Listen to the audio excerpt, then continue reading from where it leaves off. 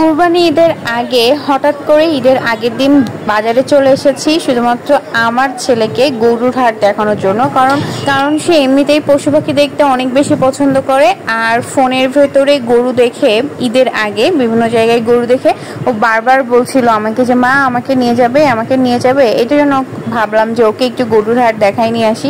তো এটা হচ্ছে আমাদের গ্রামের ছোটোখাটো একটা গরুর হাট, যেখানে আমি আর আমার আম্মু দুজনে মিলে আয়াজকে একটু নিয়ে গিয়েছিলাম ওকে গরু দেখানোর জন্য। তো এই গরুটা কিন্তু আমাদের অনেক বেশি পছন্দ হয়েছে, দেখতেও অনেক বেশি কিউট, আর গরুটা অনেক শক্তিশালী মাশাআল্লাহ।